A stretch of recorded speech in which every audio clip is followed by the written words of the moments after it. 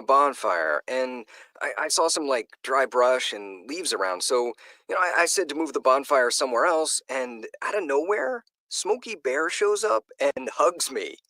So you noticed some wildfire hazards and moved your bonfire to a safer location. Yeah. Yeah, that's Smokey, all right. He likes it when people help prevent wildfires. It hits him close to home. Not everybody gets the hug, my friend. So that's pretty special to get a hug from Smokey Bear. So it was him. Hey, guys, I told you it was Smokey. Okay, well, congratulations, my friend. And thanks for calling. There are many ways to prevent a wildfire. Learn how you can do your part at SmokeyBear.com. Only you can prevent wildfires. Sponsored by the U.S. Forest Service, Ad Council, and your state forester. It's the Worldwide Sports Radio Network. Little roller up along first. Behind the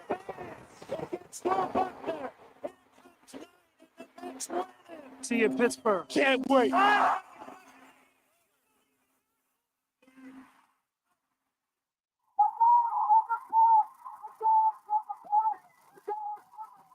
All the baby is out on the field. He's going to go in the end zone. Looking, throwing in the end zone.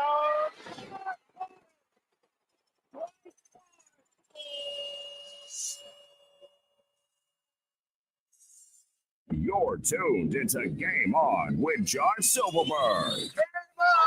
Talking all things sports. It's Game on! Yeah, game on. Game On, right here on the Worldwide Sports Radio Network.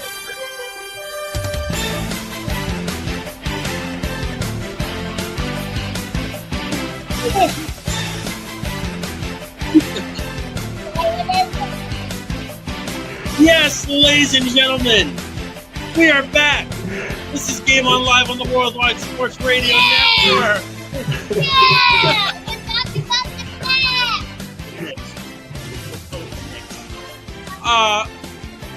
flag! You can join us on WorldwideSportsRadio.com, YouTube, Instagram, Periscope, Spotify, Apple Podcasts, and so much more.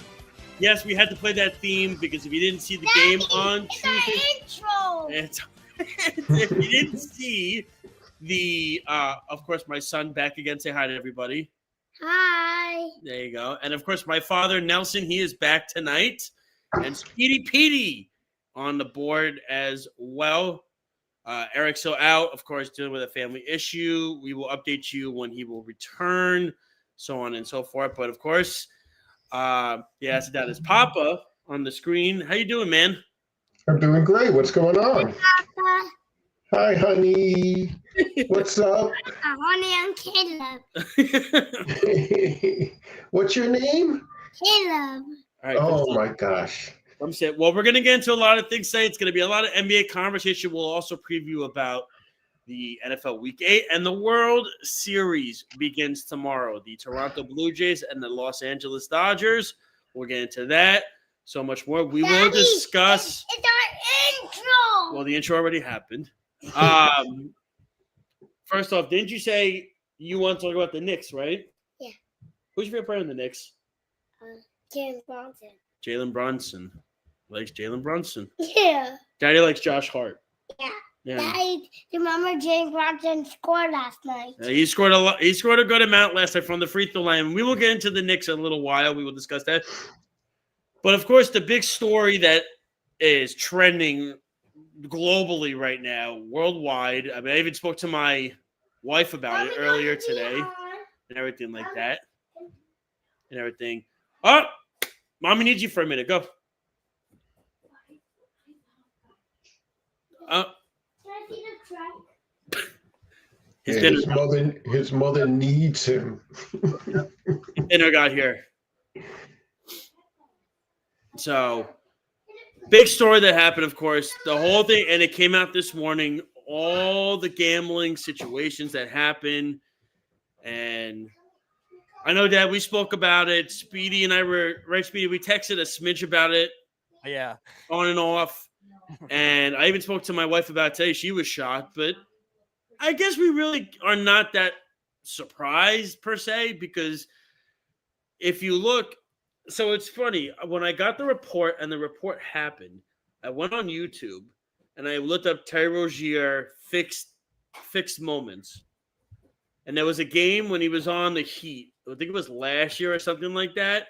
It was, when you look at it and you view the video of itself, it's just so blatantly obvious about how just poor it was. I mean, he literally took a pass and he threw it to a guy on the other team and didn't even run. And he did the whole, he did the whole act. That was one thing. But then also what he did was, when you look at how he went about it was the whole thing that came out about the point shaving, right? It was a lot of the unders, and he was doing parlays, under the table parlays, so on and so forth, and everything of that nature. Okay, say goodbye to everybody. Bye, I'll see you after. Okay. See you after. All right, see you after. And okay. I'll be right back. All right, don't threaten me. And I can put these in now. Yes. Okay. Here we go. He loves coming on the show, folks. I don't know. He loves it. He wants to be on the logo now. You should just Put him call on him the logo. cameos. I should. He should. It's just not a bad idea. I should put him on Cameo and have him send charge people. You could get a message from Caleb. But going back to what I was saying, there was a lot of point shaving under the table stuff.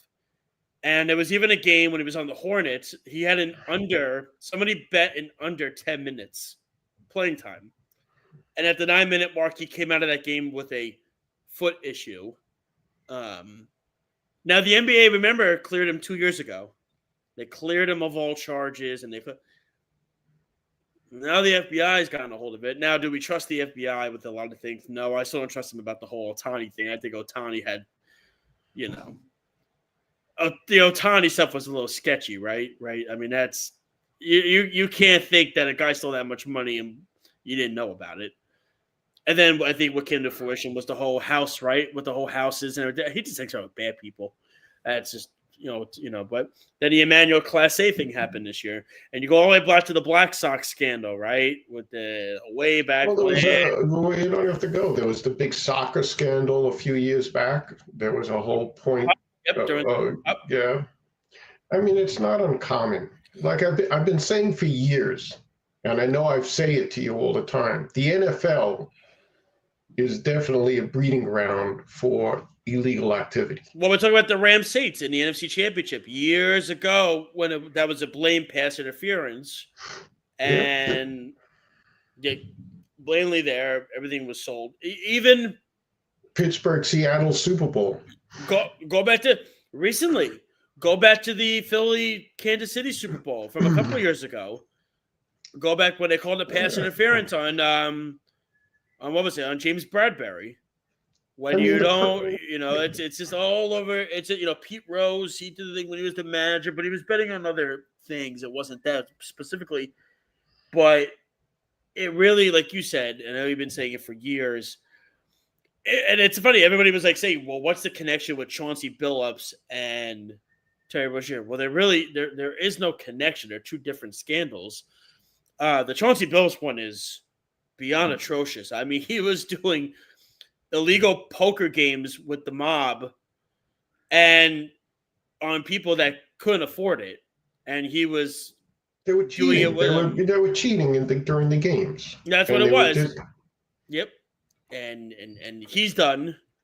I think, you never know. It could be a bail. He might get a bailout. I think he could go to prison. Billups. Of course. Rozier is an interesting one. If they have like a bail or something like that, he could post, or Bills could post a bail too. But you never know with this stuff. It's a very weird, I guess the word convoluted situation in regards to where, because I think both these guys could go to jail. We know this, right? Like they both can. I think there's a real problem now with gambling. Obviously, there's a big problem with gambling, right? So in the last 5 years, when you watch sports, the commercials went from beer commercials to gambling commercials. And everything's sponsored by it. Everything's sponsoring it. But worse is that now it used to be you had to bet on games. You bet on a game. Yep. But once you can bet on players, once you start getting into individual players' stats for a single game, that's where it really opens the door for illegal activity. And that's where a guy can go like, oh, I hurt my knee, I'm out. And all of a sudden the numbers will fall below what he should have scored that game. And everybody who bet low wins. So I think it gets much easier to cheat or illegal activity when it comes to the prop bets than when it comes to the general team winning bets. Yep. Although even in those cases, there's not that difficult to fix a basketball game or football game. No, 100%. And I think when you view it in a nutshell, we talk about it, we get into it, we just none of it is a. I mean, look, the NCAA yesterday legalized gambling for athletes now to do, and I'm just like, first off, what's the NCAA doing? Number one, well, how are they going to police it? Like I don't know if they can. How are they going? I mean, like you're telling me a kid at a small school, right? Like, I don't know if a kid goes to William and Mary, or they go to Tulane or something like that. They go there and they're not making the money, right? They're not making the money there that a kid Alabama's making. But then when you look at it in a nutshell, what are they going to do? They're going to shave points, right? And they're going to fix games, especially the quarterbacks. You know that. I mean, that's just what's going to happen. Right. To me, I view it as I don't trust any system anymore. But I also think what adds to it too, it's the parlay aspect, because now you're betting on not just one or two things. I mean, look, a quick story. You might remember this years ago, right? Bengals Chiefs AFC Championship game. I bet $10 to win. I think it was like 50 or 60 grand. It was like a very weird. It was a weird thing. Mm-hmm. It was a weird thing, and it was a 10-part parlay, which I was like, that's never going to happen. Mm-hmm. I hit on 9 of them, but you lost. And I lost because the Chiefs lost the game because I did the Chiefs. I did the Chiefs money line, and the Chiefs lost. And if the Chiefs would have won, I would have won $60,000 on a $10 parlay. And ever since then, I hate Patrick Mahomes since that moment, because that's the only playoff game before the Super Bowl, other than he was a rookie with against the Patriots, where he stunk. I was like, I can't accept that. So to me, it's to me again, but it's the parlay aspect now. But then it's like even like I said, Emmanuel Clache and these guys that are getting. It's the prop bets. Yeah, it's the prop bets. You know, that's what I'm saying. It's all the prop bets that are happening. It's the small little things. But when guys like Terry Rozier are betting on their own stuff, like when Calvin Ridley got caught, it was other games, other sports. It wasn't on his team. It wasn't on his team. That's why I thought it was a little harsh, because at the same time, I'm saying to myself, well, hold on a minute. He's not betting on any games on him. And also the NFL's sponsoring FanDuel and DraftKings and all this stuff. They're the spokespeople. So to me, I don't understand why, if he's not betting on, to me, if you're not betting on activities for yourself, that's when I say, okay, I think it's okay. It's fine. It's whatever. But when you're you say that, but look, you have to think of it deeply. If an athlete is gambling on sports, and loses a lot of money, while he's gambling, whether it's on his team or another team, he leaves himself open for somebody to come in and make him do something that he doesn't want to do because he's in debt to somebody else. Athletes shouldn't be able to gamble. I understand that in this day and age, it's hard to stop them. But the truth of the matter is, it sort of raises a question on all these sports. Yeah, no. I mean, if Pete Rose, the scenario is, Pete Rose never bet on the Reds. But let's say Pete Rose who was a wealthy guy at that time, but not an extraordinarily wealthy guy at that time, found himself $200,000 in debt. And all of a sudden, somebody comes and says, look, I'll pay off your debt, but you have to do A, B, and C.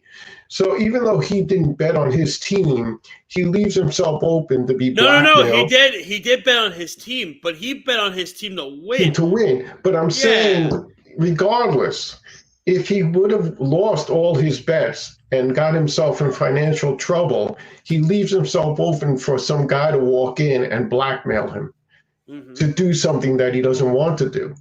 I mean, gambling in general for athletes is just. Well, gambling is dangerous in general. I mean, I can only imagine when my kids are older, what it's going to be, what it's going to be like. I mean, it's going to be.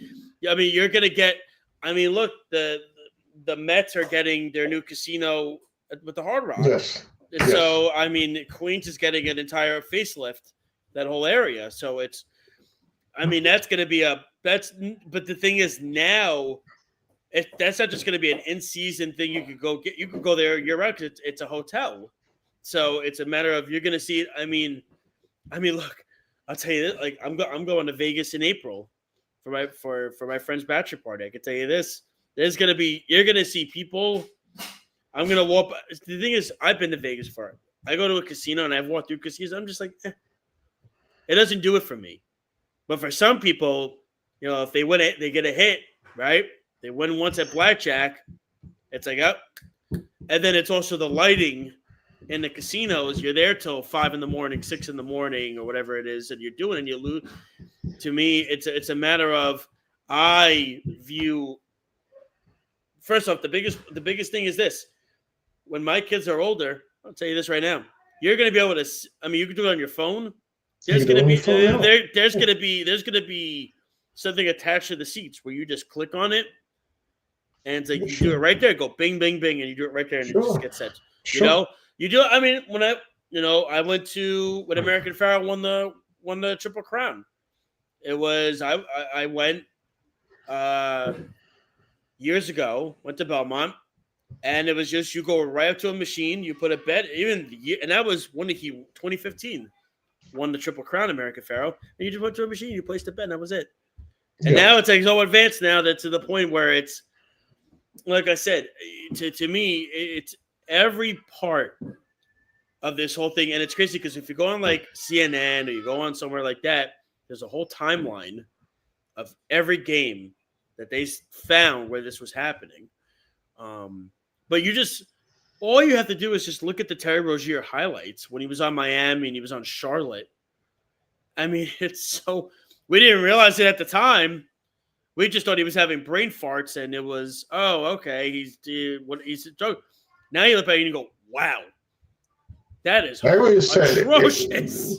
Look, you have to be incredibly naive to think this hasn't been going on for a long, long time. Oh, of course. Okay? And I always say to people, they go, how come nobody doesn't blow the whistle like on the NFL? Why doesn't any? Because I say the NFL is like a $10 billion industry. Sure. And if someone went to blow the whistle, there's a fair chance somebody would kill them. Yeah, that's true, though. And it's a scary thing. When you go, oh, God, what was the movie? I can't remember the name of the movie with the Black Sox scandal. I can't remember the name of what the movie is called, and the guys were being threatened, right? If they didn't lose the games and everything like that. Was it 8 men out? 8 men out? 8 men out. Yes, I think it was. Was it 8 men? Yeah. Hold on a second. Let me see. It's okay. No, because it's gonna bother me now. Because it was John Cusack. Cusack. 8 men. Yep. 8 men out. It was I saw it. Great movie. And the owner. Listen, the owner was a douche. Right, he was a cheapie, Kabisky. He was a douche, right? He was so cheap, and he didn't want to pay anybody, so they tried to stick it to him. But who did they lose to in that World Series? I can't remember. Was it the Cardinals? I don't remember. I mean, it was the Reds. I don't think it's. It might have been the Reds. Yes. I'm not even sure. Okay. Yeah, in the 1990s. Although I wasn't alive back then, I just didn't clarify that. No. Yeah, it was the Reds. It was the Reds, yeah. and the Blacks and the Black. They were massive favorites in that series. The Reds had no business even winning a game in that series. And it was, and it, and it was so funny when you watch the movie. They kept pushing the series and pushing it, and guys were back and forth, back at Pee Wee. I think it was like Pee Wee Reese. It was like, is this right? Is this the right thing to do? Did it? Everybody, like, so many players were taking part of it, and they were scared for them and their families because if they didn't do it, they were going to get killed and everything of that nature. And then in the end, they wound up doing it, but they all got, kicked out of baseball when they got caught. And that was, you just look at it now, like I said, they're done. I mean, Chauncey Billups is done. I mean, now the idea that people are saying that the NBA is going to get taken down, they're not going to get taken down by this. This is not Luka. This is not Jokic. This is not Brunson. This is not Durant or LeBron or any of these guys that are doing this. It's still a player. But that's if it was a matter of one of those guys are doing it. Now then that's it. Like I said, I think Ohtani was gambling. Right? But they won't kick him out of baseball. They won't. You make a great point. Talking about how gamblers threaten these guys with their lives. Yeah. Like, you don't realize, even in this day and age, like NFL referees and some players are very accessible. Like you can get to these guys. You know what I mean? Social media. So if and the amount of money, like on a small little football game, you may see if a lot of money is bet on one side because the line will move so much. But if you take an NFL playoff game or an NFL Super Bowl, you could bet $20 million on one side and the line wouldn't even move a half a point. It'll go from 7 to 7.5 or 6 to, or 7 to 6.5.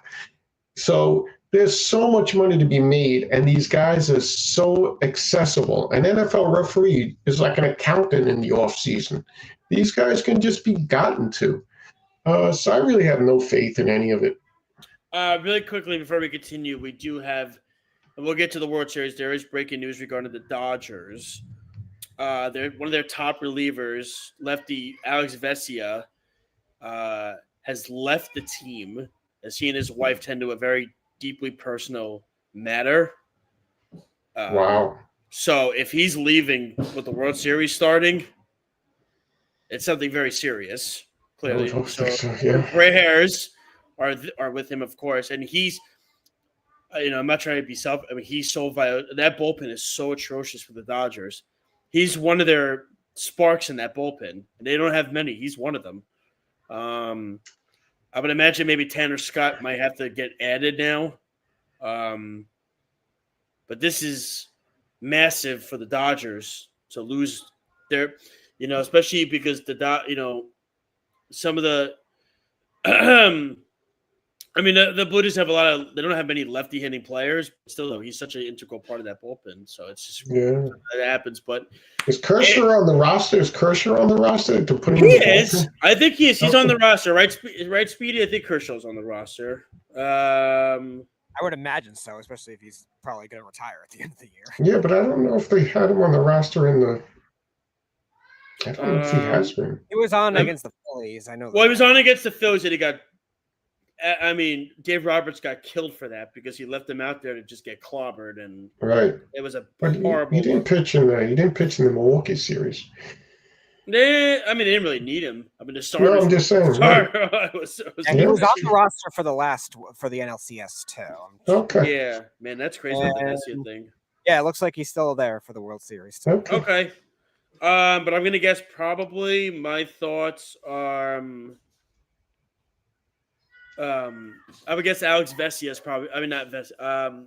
Tanner Scott's probably going to get added to the roster now to replace him, but he's horrible. But we'll see. But we'll now change topics how to get to the World Series, right? We'll touch on the NBA in a little bit. Game 1 tomorrow. It's going to be Blake Snell for the Dodgers and Yasevich going for the Blue Jays tomorrow, game 1. And the big headline, I think, leading into this right now, it sounds to me like Bo Bichette is going to play tomorrow, which is massive for this Blue Jays team. Yeah, if he can play like he can be himself. God. I mean, I know everybody wants to write off the Blue Jays in this series. Every media guy is writing them off, and they got no shot. They're not going to do it. I've spoken to Errol about it, and I've said to Errol, I said, they got a shot because, one, they have a very pesky lineup. That's number one, that will make pitchers work. And I can't say Bichette. They have a good lineup if they have Bichette. Oh yeah, I mean, and that's the thing. And everybody's like, whoa. Everybody's like, well, Milwaukee had a pesky lineup too. And I'm like, wait a minute. And I said, wait a minute. I'm like, Guerrero, Springer. If Bichette plays, Kirk, their lineup, and then also like Guerrero, Clement's been great. They got Kirk. They got a very good lineup. And you got Yasevich. He's going to pitch 3 games. They got Yasevich going to pitch 3 games. Gossman's probably going to pitch 2 games. That's right. Snell ain't pitching 3 games. Yeah, I mean, it's to me. I'm very. This is not a political show. Just a discrepancy on that one. But I was saying what you said. Wouldn't it be funny if the Blue Jays win the World Series and Trump has to invite them to the White House? That's right. Trump has to invite them to the White House. That's why I'm rooting for the Blue Jays. Oh man, that would be funny. But it's, to me, I think this series could go 6-7. Now, I would only lean Dodgers, and the only reason is because of the starting pitching. The only reason, because after Gossman and Yasevich, it's, can Bieber hold up? Scherzer's going to pitch in the series. Can he hold up? Scherzer's going to get another start. Say what you want. He pitched really well in Game 4 against Seattle. He did. I don't know. When you have guys, like I said, you have Ohtani and Snell and Yamamoto and Glass now. The key for the Blue Jays has to be make them work the counts, get them in deep, like they did against the Yankees. Because the Yankees had a suspect bullpen, right? And they worked the counts, right? The Rodon game, and what was it? I don't remember. Was it Game 4? 2? Or no? Freed went Game 2. Heel went Game 1. I mean, they killed Freed. I mean, they clobbered Freed. I mean, that was a big game. That was Game 2. They killed Freed. They killed Rodon. They killed Heel. And even Schiller was good. Schiller was good, but he just wasn't as dominant. Right. He didn't have the strikeouts that he had against the Red Sox. The thing I don't like about the Dodgers starting pitching is they have very good pitching, but they don't have pitching that can go deep. Like, I don't trust Snell. I certainly don't trust Ohtani to go. Like, I know he pitched really good his last out. I thought Snell should have won the MVP last series. I know Ohtani had the good game. He had the good game, but Snell pitched a one-hitter complete game. That never happens. Right. On the road, and he did it too. So I don't know. I wouldn't discount him. I think it's a lot closer than people say. Yeah, I think it's crazy. Everybody keeps saying 4 games, 5 games. I'm like, you're crazy. I'm like, first off, Toronto, I know they lost the first 2 games to Seattle at home, but I think they were also coming off just such a high beating the Yankees. They're really, really, really freaking good at home. That's the thing. And my look of it is, if you win one of these games at home, right? You go to LA 1-1. LA could be had on the road, in my opinion.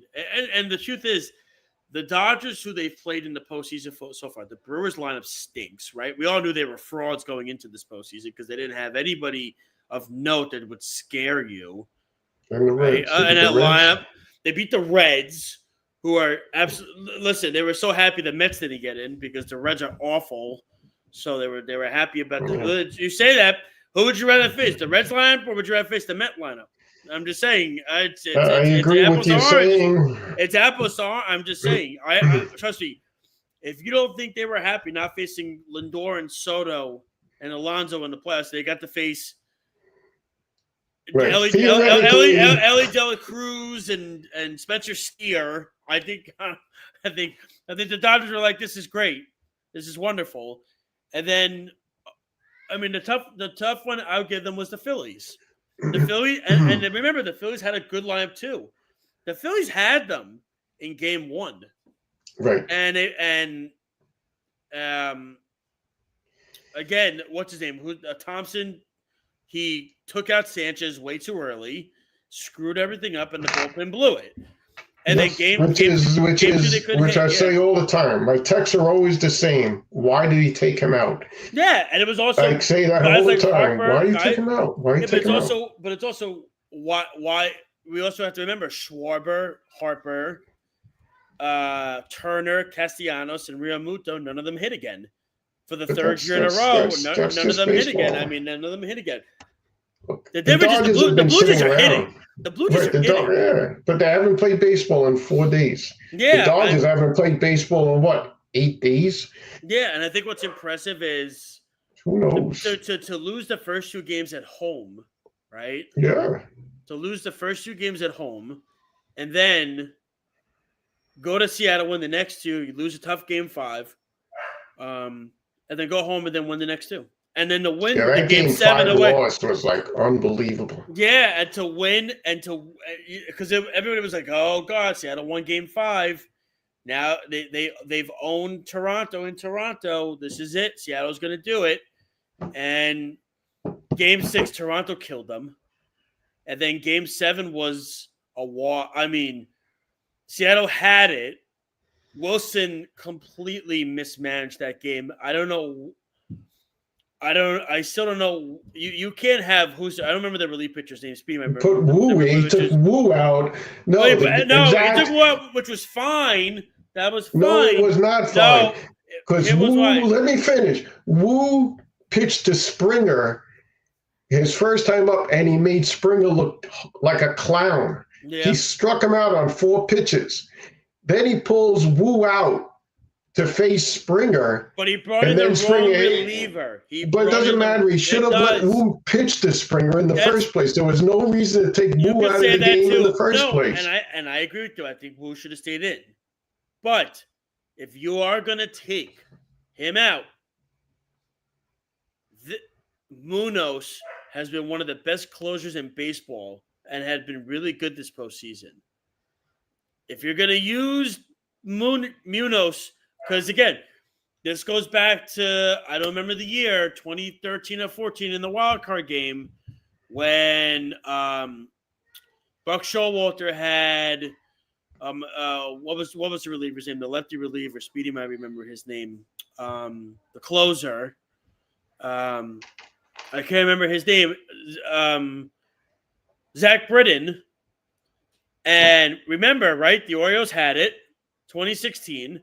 And Showalter did not use him, right, for that spot. He used somebody else. He wanted to save Britton for the 9th inning. And everybody killed Showalter for that. Or it was in extra innings. Everybody killed Showalter because he didn't use his closer when he should have at that moment. He was trying to save him for a lead in the second half of the inning. But then it's like, you got to get there first. And there's guys on base. And instead he goes to Brad Brock, and they lost the game. So but it's like, but why was Munoz not used? It all comes down to the same thing. It all comes down to Grady Little. And I keep saying it. I know nobody wants to be the next Grady Little. So they all pull pitches too early. And when the bullpen blows games, it's like, the manager goes, "What do you want me to do?" Well, Terry did it too, and they stink. Right? Terry did it too in 2015. He did it with Harvey in the World Series. Yep. Right, but you can't. To me, it's the opposite. Like, these guys were better than anybody else they were going to bring in at that time. So They take Wu out of the game. Wu's a starting pitcher. He has 70 pitches in him. He could have went to the 9th easy, but because the manager got a little, edgy, he yanks him. For who? No, that's what I'm saying. He brought in. Does he even have a better pitcher to bring in the game in that situation? No, I agree with you. He should have left Wu in, but I agree. But again, Munoz was one of the best closers in baseball, and he had been so good in the postseason. If you are gonna pull him, you have to. You always say, make sure the guy you're bringing in is better than the guy you're taking out. He's a better pitcher. You can make the case. Munoz is a better pitcher at that moment than Wu. But then where do you go from there? It's the 7th inning. Yeah, but you get through it. You got to. Yeah, but you see what I mean. I don't have to do what I. No, but you got to keep Wu in the game, and I don't have to do anything. I agree, but at that moment, if you're gonna do it, that's the moment you bring it. Who used to?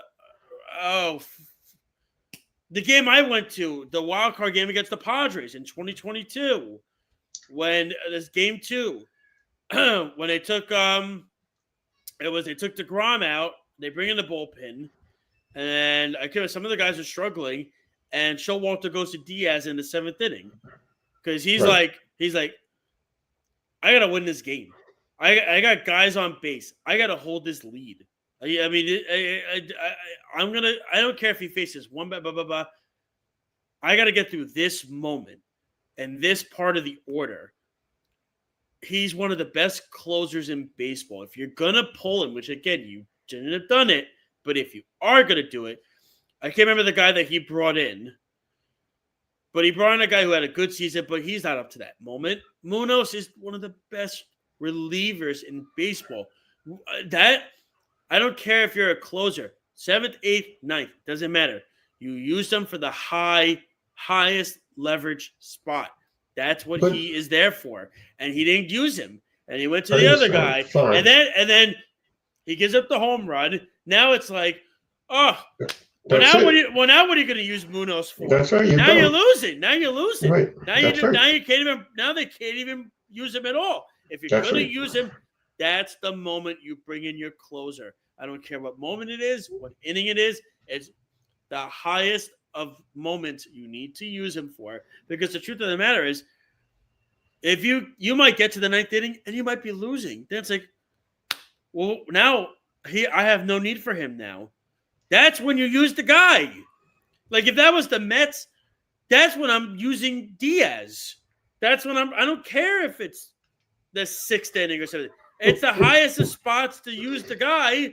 I'm using the guy. But who was their top 2 starting pitchers before he got hurt?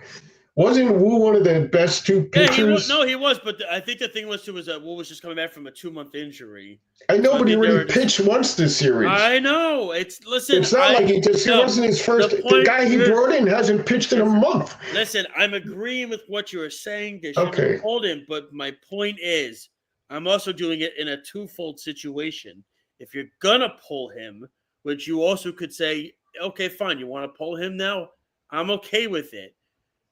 But you need to bring in a guy that you know is reliable and better. And go look at Anthony Munoz's numbers. And go look at his postseason numbers. They have been really, really – he was an all-star for the 2nd year in a row. Really good numbers here. If you're going to use him, you use him in that moment because the truth of the matter is, even if Wu gives up the home run or whatever it is, then here's the thing. Wilson's going to get killed regardless. You left Wu in too long. Oh, stop. Wilson, and that's the thing. No, you just said it. No, but what I'm saying is, if you're going to do it, at least bring the right person in the ball game. Fine. I don't agree with bringing any. With the point I'm making in the same page, but I don't even think that should have been a discussion. Like, even if you bring him in, what's his record with inherited runners? Like, great relievers come in with inherited runners in a situation like that and bleep the bed. I mean, it just happens a lot, no matter how good the reliever is. I mean, it's just not fair to the relief pitcher unless, they get lucky, they get out of it. Me, I'm just saying, I don't mess around. You know, like I always say to you, I never change pitches with the bases loaded.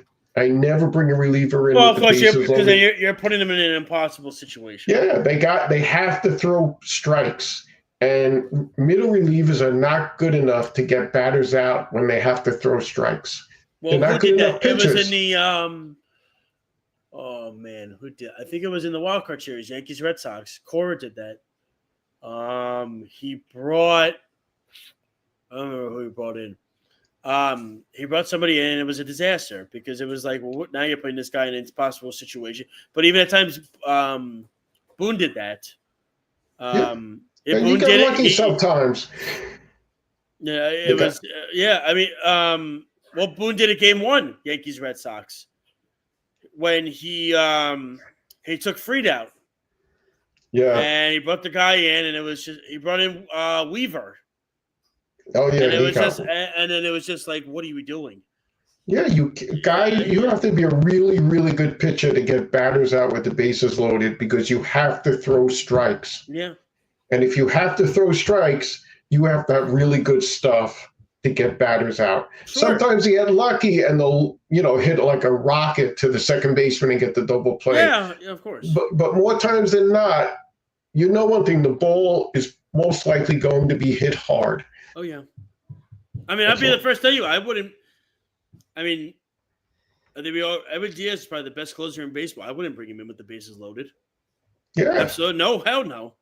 Oh, my God. Are you kidding me? Are you kidding me? Nibbling and you got to sit there and watch this? I mean, we can always tell when Diaz doesn't have it. His first 2 pitches are way outside, and then it's like, you don't have it. And now he's, so it's, I don't know. Like I said, so you think Dodgers, Blue Jays in how many games? I'm not going to pick game. I would say this, and it's funny because we talked about game fit. If I had to bet the series, are we doing this now? In the words of Charles Barkley, too soon, brother. Too soon. I would take the underdog because I think it's a push series. So let's say if it's like plus 125 to bet on Toronto, I would take Toronto. They did two. I think it was 250. LA last I favored minus 250. They were favored minus 250. Yeah. Wow. So what are you getting on Toronto? They have to be like plus 180. Let me look right now. I'll go on the trip. See, I'm going to be cautious here. I don't know which website Terry Rozier used. So he could have used DraftKings. I don't know. We'll find out. See, this is the problem. So now they're going to send me a code. I got to have a code. Oh, I could just look at the odds. No. There we go. No, I like doing it this way because it's accurate. It's right on the moment. Hold on, I got it. Give me a moment. Yeah. I know. Yep. Don't bet if you're an athlete. Terms and conditions. I know.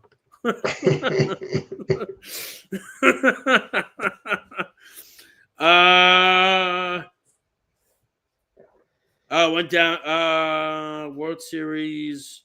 Let's the run. Pitch props. Series props. No, series winner. Yeah, Dodgers minus 215. Yeah.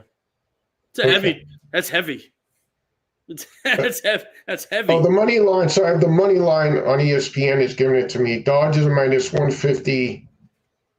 FanDuel, it's right here on Blue FanDuel. Jays up 125. So I had 125. No, it's right here on DraftKings. It's at this moment.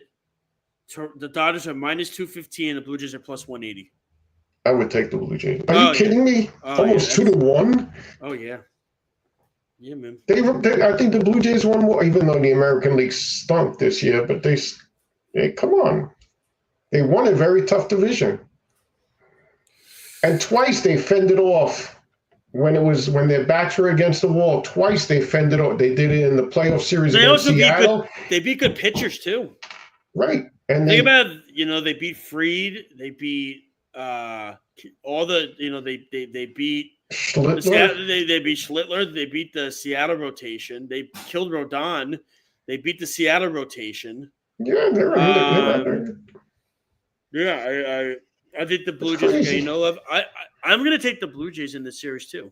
It's weird. I was leaning Dodgers, but now I'm kind of like. I feel like I think the Blue Jays could upset. I think the Blue Jays have a chip on their shoulder.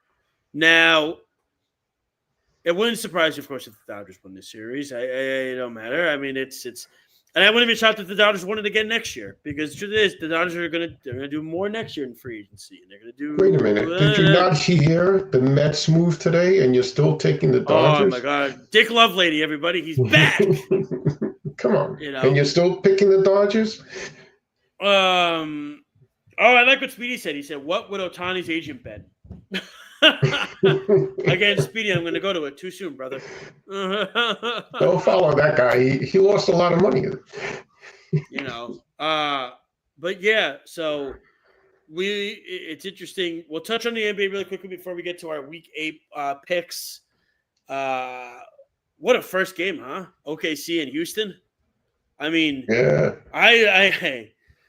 I think everybody on the Rockets is. I think there's a height requirement. You need to be 6'7" or above to play in that team. I mean, that team is ridiculous, and it's so funny because they lose Van Vliet for the year, and he's like 6'2". He's like their smallest guy. They don't even matter. Yeah, the West is tough. I mean, the top tier of Western teams is OKC, Houston, Denver. I would still put respect on Denver's name because of Jokic and Murray. And I would not. And I know it's crazy, but by the end of the year, if Dallas gets in the playoffs, they're going to have a lot of. That's going to be a whole different team. I got a better team for you than that. San Antonio. San Antonio, yeah. I'll tell you, they're going to solidly put it together, yeah. If you did you see Wembanyama? Yeah, he was amazing. Working with Olajuwon over the summer. He was amazing. He was working with Elijah, and now he's got De'Aaron Fox, so he's got help. And working with Hakeem Olajuwon over the summer was ginormous for them. Was for him. I think, Minnesota's still in the conversation, of course. Yeah, they're there. They're there. I mean, like I said, if you want to put Dallas there, I know Flag had his debut yesterday. I mean. By default, this Dallas team, this is not the Dallas team you're going to see. No, it's not. No, it's not. I put by default, you put the Lakers in not in the championship conversation, but they're just there. Golden State's there, but because the thing is with Golden State, it's with Golden State, it's a matter of with Butler. No, with Butler, he was going to put the ring pop on my screen. What are you nuts? It's an Apple. It's a MacBook. What are you crazy? It's with name dropping. Yeah, it's a MacBook computer. You gotta put your ring pop on my screen. Are you nuts? It's more than what you have in your piggy bank. So how do you get a ring pop anyway? What did he do that was so great that he got a ring pop? I don't know. My wife gave it to him. He clearly did. He listened and did good tonight. So we'll go with that. But Golden State's interesting because with Butler, it's a matter of with Butler, what are you going to get in the postseason with him? It's a couple. And then the East, it's Cleveland and the Knicks. To me, Cleveland's still a very good team, but I really do think the East is the Knicks to lose. I really do, because the thing about Cleveland is, and we see about Cleveland every year in the playoffs, it's everything shrinks for them. Like everything to me, I don't think Garland and Mitchell mesh well. That's my, like you saw yesterday, like Garland didn't play. Mitchell went off, right? He scored 40-something points. They don't mesh well either. Obviously, I think the Knicks are the favorites in the East, as they should be. I think Cleveland is second, right behind them.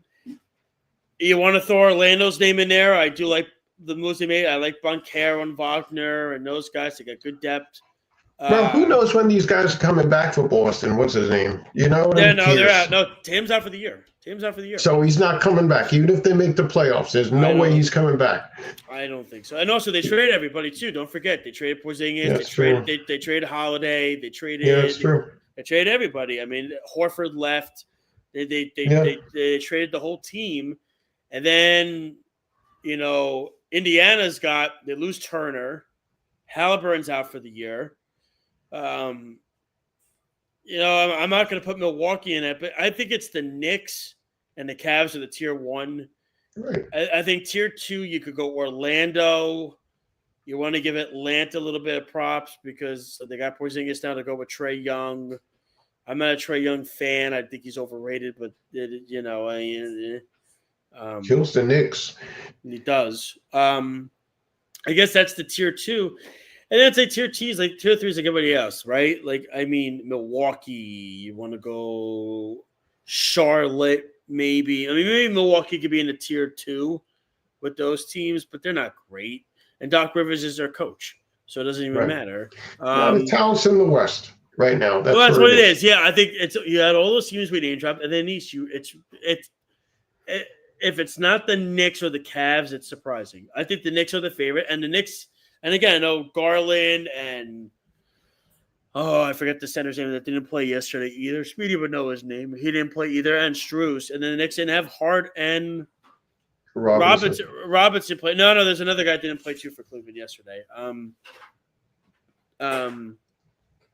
It wasn't three guys out. Cleveland had 3 guys out. Yeah, it was Strus, Garland, and it was somebody else. And then the Knicks had Hart. And again, I think when Hart and Robinson come back, I would think Shamit's minutes are going to get cut.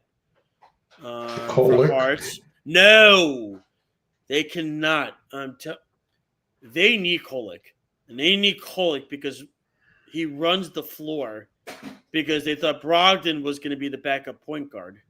Yeah, and did he get on the floor with Brunson at all? Was Kolek out there with Brunson? No. Or they didn't? No. I would love to see him with Brunson. And the thing about Kolek is you look at he's you have to remember, he led the country in assist.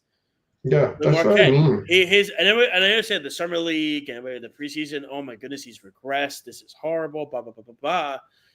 He didn't look like he regressed yesterday. With Towns. And even Hukporty looked great too. Hukporty looked hungry. Yeah. He looked like he wanted to play. I like Hukporty. Much better than Achua. I hate Achua. I miss my guy, though. I miss my guy. No, DeLon Wright. That was my guy. But it was so weird to watch 11 guys play yesterday. It was like, I know. But it was like, but you also saw how fresh at the end of the game, Bridges and Anunoby and Brunson, these guys were at the end of the games. They were able to play defense and clamp down at the end of these fourth quarters. Yeah, they had a really good fourth quarter. Yeah, you can't. Barkley said it at the end of the game yesterday. Tibbs is a great coach, but you can't in this game now with the speed and the tempo of this game play 7 guys and expect to win. Because the truth is, Indiana played 11. That's why Indiana killed the Knicks. The Indiana kept playing 11 guys, 12 guys, and they were running up and down the floor, and the Knicks were burned out. Yeah, you could tell. You could tell when you watched the game, there were a lot fewer uncontested threes for Cleveland. Oh, absolutely. Like their perimeter defense made the perimeter much better than it was last year. Oh, 100%. Absolutely. And I think but to give Shamet minutes, Kolek minutes, McBride looked great off the bench yesterday. He gave Hukporty those minutes. Unfortunately, I think Hukporty's going to lose minutes when Robinson comes back. Yeah, sure. But I don't think they're going to take Kolek. I think it's going to be Shamet and Hukporty. But you don't know what's maybe with Brown. Maybe he goes to a 13-man rotation and he does that. And Indiana did it. Indiana played 12 guys last year with Carlisle, and they got to Game 7 of the finals. So I like the things I liked. I like that Brunson only scored 20-something points. Yeah, he played great off the ball. He got the ball. Yeah, he got the ball out of his hand. He got a habit of just holding the ball too long. So it was. And the truth is, I think Brunson. And everyone's like, "Oh, is this going to upset Brunson and his ego?" First off, Brunson doesn't have an ego. Number one. Number two, I think Brunson just wants to win. He just wants to win. Brunson doesn't have an ego. Like, Brunson took a massive pay cut to stay here because he wants to win a champion.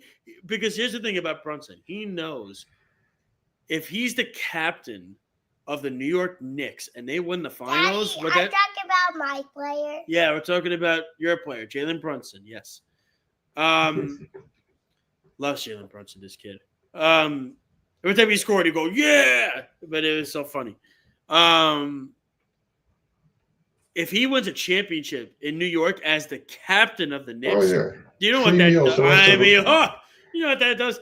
That honestly, and if he continues to trend to have a great career, that's possibly a Hall of Fame worthy resume then, if he keeps doing this. I mean, and alone, he's set for life. Anything he wants, it's his. He's got the keys to the city. But Brunson doesn't strike me as a one championship guy. Brunson strikes me as a guy that's going to want to win more. I want more. No, it's go look at him. Yeah, I understand, but the Knicks a multi-championship team. No. Because the truth is, Brunson, I see as a guy that'd be like, listen, I could see him winning a championship and then next year being like, you know, I mean, you've seen his demeanor before. Yeah, it's literally like, right. you know, we're on to next year. We're on to next year. It was unbelievable. The ride was great, but now we have a new challenge that I could see him be like, we have the target on our back, and we're willing to accept it, and we're going to take it, and you know, so on and so forth. And again, the Giannis stuff is going to be in the back of everybody's mind. Thank you. The Giannis stuff is going to be in the back of everybody's mind. I know we have to get to our picks, but yeah, to me, it was a great start for the Knicks yesterday. They get Boston tomorrow. Boston is. These are the games. They didn't beat Cleveland once last year. They beat them yesterday. That's right. They didn't beat Boston once in the regular season. That's right. Go beat them tomorrow. You set the tone for how the years. Because if they lost last night, Brown is a disaster. This is ridiculous. Matt Barnes was right. All he tries to do is be friends with the players. They true. They played a soft Cleveland team because of the injuries. They should have won the game, and they won the game. And they did. That was what it was. And again, these are the games you have to win. But right. Speedy, let's pick our 2 games of the week, and we'll make our picks. You're still eating bacon? All right. Let's start with the Dallas Cowboys and the Denver Broncos. Turn the music up a little bit. Dallas Cowboys and the Denver Broncos in Denver, 51.5 is the over-under. And Denver Broncos 1.5. And the Broncos are 3.5 point favorites. Is it in Denver or Dallas? Denver. Okay. This is interesting. Because Dak is playing like an MVP right now. I gotta tell you, Denver's defense has been very last week. I mean, I'm sorry, Speedy. I know it hurt, but that was. Wasn't it always? I know. Well, listen, you got your quarterback though, so be happy. You got your foundation piece in Dart, so be happy. To me, I'm going to surprise you. I'm going to pick Dallas in this game. I think going on the road, I like how Dak's playing. They get CeeDee Lamb back with Pickens. I like how Javonte Williams, revenge game. Remember, never let him walk. Go to Dallas. I'm going to take the Cowboys in this one. I'm going to go Denver in this one. I like Denver at home. I think Dallas played that was like a trap game for Dallas last week playing the Giants. They didn't come in hard.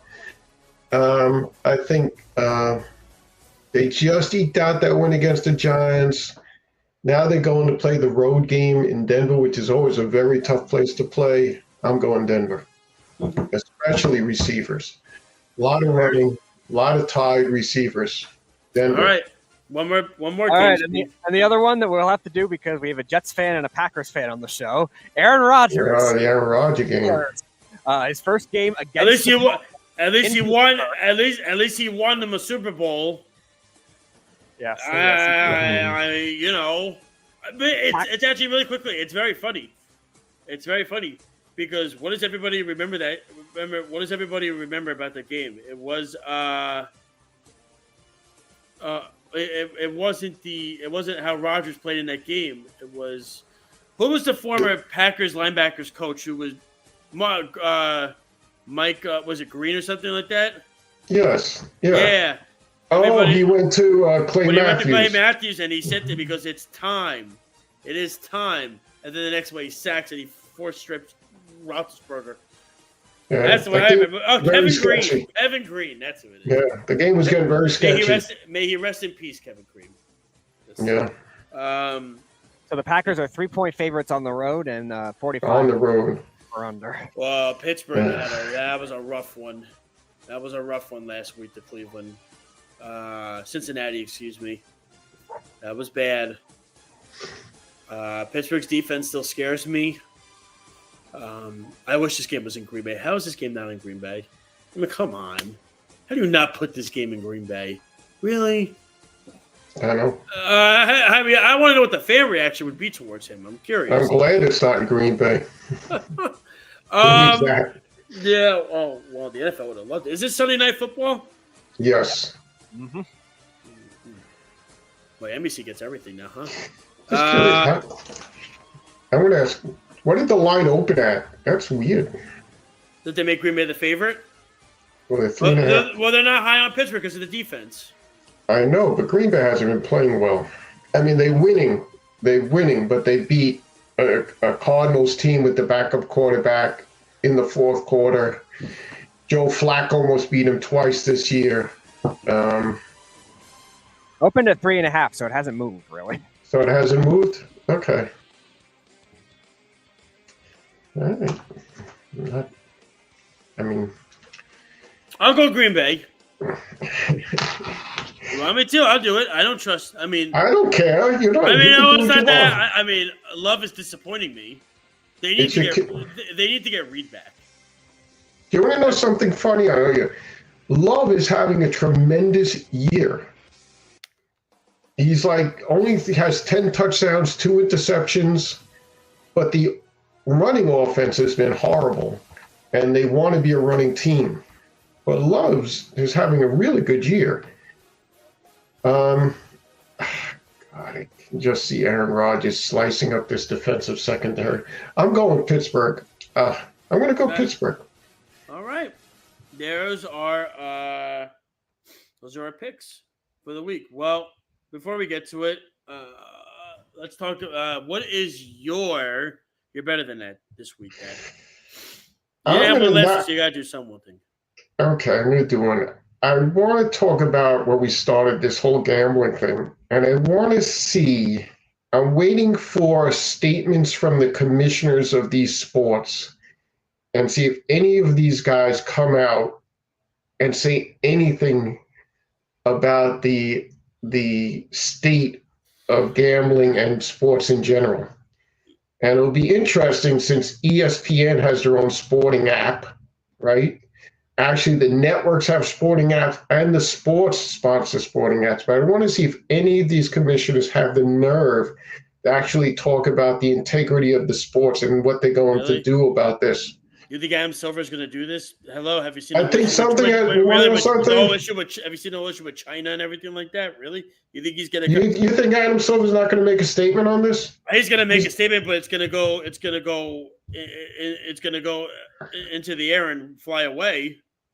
It's going to, as they say, it's going to go into the wind. So he's going to. You're thinking he's going to say it as this is a one-off. No, I think he's going to make a statement, and then he's just going to say we have to do more, because you also have to remember he cleared Rozier 2 years ago. I know. So this is making him look like an idiot, right? And the NBA is the only league where the players run the sport. Well, okay, no, they do. Yes, no, they not do. Like it used to be, but yes, yes, they do. They do. Yes, it is. They do. It's true. It's true. Why do you think Giannis told Milwaukee he wants to be traded to the Knicks, and Milwaukee gave the Knicks only a 2-week window to do it? No, because he said, "I want to be traded, blah blah blah. That's where I want to go." And then it's okay. We'll oblige. Yes, yeah, we'll oblige. So it's like a kid with bad behavior, but we're gonna oblige to him or her, so they shut up. You know, just pick your battles. So it's a matter of. So where do you think it goes? Do you think these guys? I mean, obviously, he has to make a statement, right? He's going to make a statement. Of course, he's going to make a statement. I just think it's going to go into. It's just going to go into thin air. All right, we'll see what he says, and then it would be. That's what I mean. He's got to do better than that. Yep. These commissioners have to do something to tell me that there's actual integrity in any of these games. there's so many ways games right now can be manipulated. Yes. No, I agree You know with what I you. mean? Of course, yeah, 100%. Right? So either the NFL goes full electronic and take the officials off the fields, or it's just going to continue, right? And it can be done. Or, in the NBA, obviously, with free throws, you see the imbalance in free throws on games where it's just absurd, where a home team gets like 27 free throws and the road team gets 12. I mean, that's 15 points. So why is this happening? So, you got to talk about this. I'm done. Yeah. Speedy, anything? Yep, I'm going to go with the total of $113 million, and what number that is, the combined amount of buyout money that is having to be paid to a combined 9 fired college football coaches after Billy Napier, the most recent one. Also, Jay Norvell from Colorado State recently getting fired. Combine that with obviously James Franklin, we talked about last week, Sam Pittman from Arkansas, Mike Gundy, etc. That's how much it's gotten to. So all those schools that want to give out all these big college coaches contracts, that's the risk you come if it doesn't work out. You're better than that. Oh, my you're better than that. It's quite simple. It's how the NBA approaches everything going, like you said, going forward. But the timing of it couldn't have been any worse. Right after the opening, we had 2 great opening nights, and then this bombshell gets laid, and it's from one of them is a coach, no less. He just took my better than that. He just did that. You just took it. No. I'm adding to it.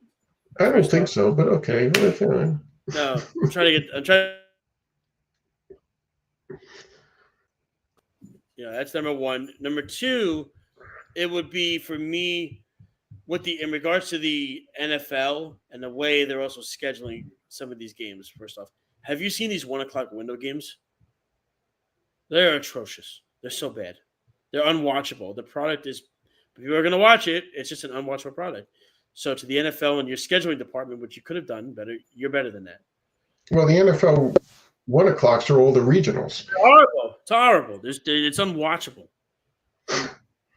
But check us out, worldwidesportsradio.com, YouTube, Instagram, Periscope, Spotify, Apple Podcasts. You can check out Job in the Mouth on TikTok and their show on Mondays and Wednesdays at 7:30. Of course, Man in the Morning.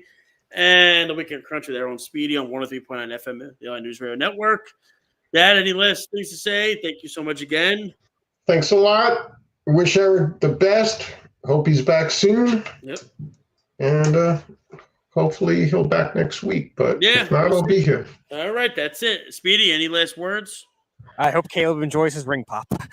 That's right. He deserved it. I hope he deserved it. He did. Melissa wouldn't have given it to him if he didn't. Trust me. Thank you so much to the fans out there for listening and watching.